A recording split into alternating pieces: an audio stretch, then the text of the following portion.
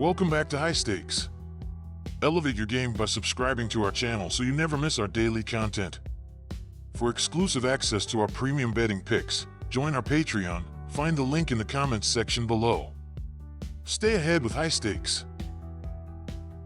Detroit Tigers versus Chicago White Sox. On the season, the Tigers have won 6 of 7 games against the White Sox, and they took the opening game of this division series. Detroit has won 2 of their last 3 games and are 7-3 in their last 10 games, while the Sox, who have the most losses in the majors by a wide margin, have lost 4 of their last 5 games. Detroit has been playing well as of late and have their ace on the mound in Skubal, who leads baseball in ERA and is tied for the most wins. The Tigers have won his last 3 starts where he gave up 4 runs, and he will have another good outing facing a Chicago team that ranks last in baseball in runs scored.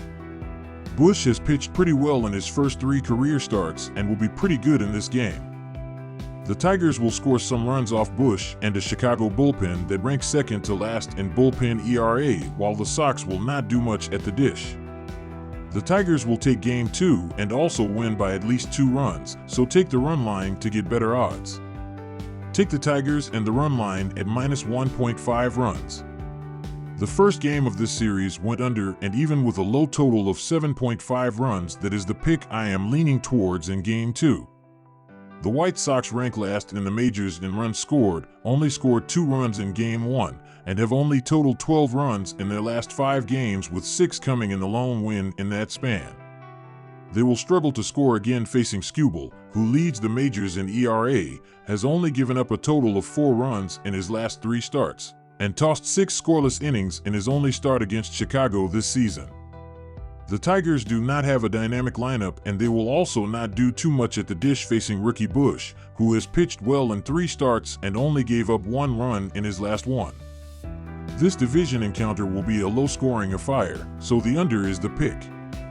Take the under 7.5 runs.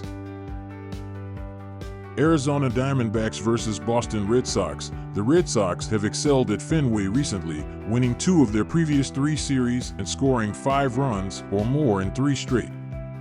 Boston has produced a healthy .284 batting average in their last 15 games at Fenway, so look for the Sox to have runners on base throughout the contest.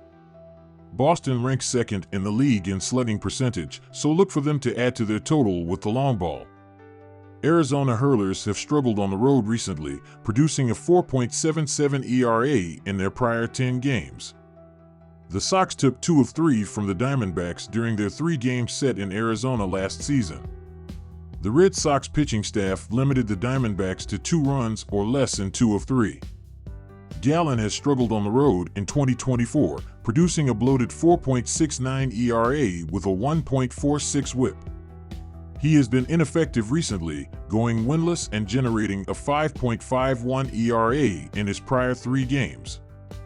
Due to injury, Arizona is missing several key players, including second baseman Marte and first baseman Walker.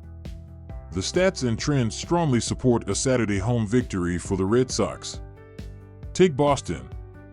Gallen has generated a 5.51 ERA in his prior 3 games. Crawford has produced an ERA north of 8 in his last 3 starts. Both teams have prolific offenses in 2024, ranking in the top 5 in multiple offensive categories, so both teams have the tools to score quickly in bunches. Diamondbacks hitters have excelled while playing away from their home stadium, ranking 6th in road slugging percentage. Both pitching staffs rank in the bottom half of the league in several key categories, including ERA.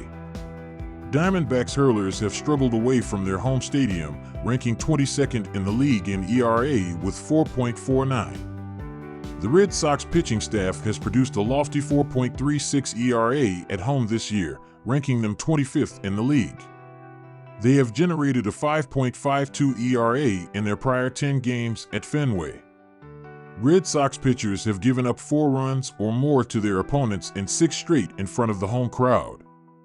Most signs point to a higher scoring affair in Boston on Saturday. Take the over 9.5 runs. Washington Nationals versus Atlanta Braves. The Washington Nationals have been a struggling offensive team this season as they are 22nd in the big leagues with a .689 team OPS while scoring 4.24 runs per game.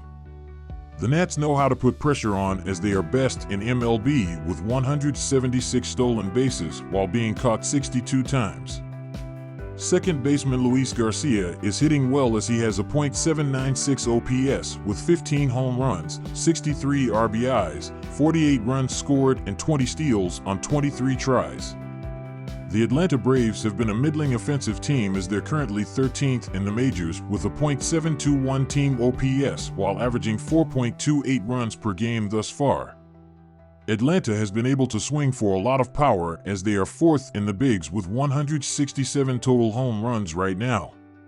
The Braves are looking for first baseman Matt Olson to get back on track as he has a .722 OPS with 21 homers, 64 RBIs, 56 runs scored, and a 51-146 walk-to-strikeout ratio this year. These starting pitchers throughout the month of August, there is a bit of a difference here as Jake Irvin is 1-2 with a 5.96 ERA and a .312 batting average against in 22.2 innings, 4 starts, while Charlie Morton is 2-1 with a 4.95 ERA and a .286 opposing batting average in 20.0 innings, 4 starts. In the last few weeks, these offenses are on different levels as the Nats are scoring 3.92 runs in their last 13 games while the Braves are averaging 4.93 runs in their previous 15 games played. Go with the Atlanta Braves to win this game as the better play. My team pick is Atlanta Braves to win. When diving into the last 7 starts for these pitchers, they are both getting hit way too much. Jake Irvin is 2-3 with a 5.77 ERA and a 1.44 WHIP in 39.0 innings, while Charlie Morton is 2-2 with a 5.14 ERA and a 1.34 WHIP in 35.0 innings during this stretch. These teams get on base and create traffic in the month of August as the Nationals are 10th in MLB with a .322 team on base percentage while the Braves are just ahead of them with a .324 team on base percentage in the calendar month. All in all, go with over 8.5 runs in this game here.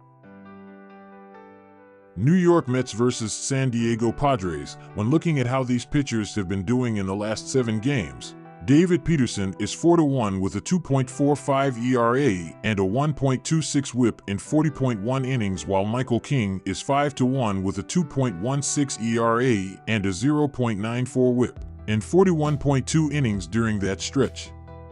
These offenses in the second half of the season have been showing a slight difference as New York is 10th with a .751 team OPS, while San Diego is 5th with a .789 team OPS so far. Go with the San Diego Padres to win at home here. My team pick is San Diego Padres to win. These offenses have been doing extremely well in the last few weeks as the Mets are scoring 4.15 runs in their last 13 games while the Padres are averaging 5.08 runs in their previous 13 games. These bullpens have been getting hit too much as New York is 15th in the majors with a 4.01 reliever ERA while San Diego is 13th with a 3.94 bullpen ERA so far. All in all, go with over 7.5 runs in this game.